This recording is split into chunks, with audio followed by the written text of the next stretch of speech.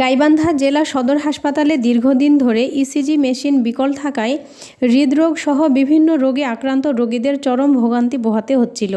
সেই সংকট নিরসনে জেলা পরিষদের অর্থায়নে নতুন একটি ইসিজি মেশিন প্রদান করা হয়েছে।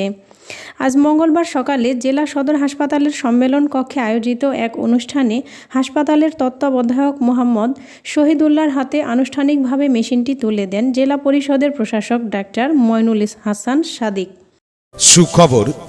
সুখবর সকল রোগী ভাই বোনদের জন্য সুখবর।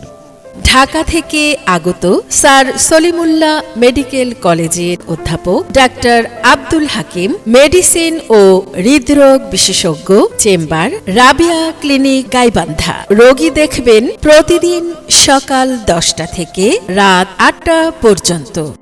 এ সময় উপস্থিত ছিলেন সংরক্ষিত নারী আসনের সংসদ সদস্য মমতা জালো, সিভিল সার্জন ডাক্তার রফিকুজ্জামান, জেলা বিএনপির সাধারণ সম্পাদক মাহমুদুন নবী টিটুল সহ বিএনপির অন্যান্য নেতাকর্মীরা।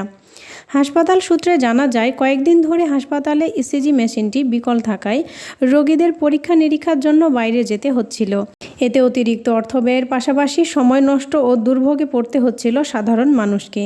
নতুন ইসিজি মেশিন চালু হওয়ায় হাসপাতালের চিকিৎসা সেবার মান আরও উন্নত হবে বলে আশা প্রকাশ করেছেন সংশ্লিষ্টরা।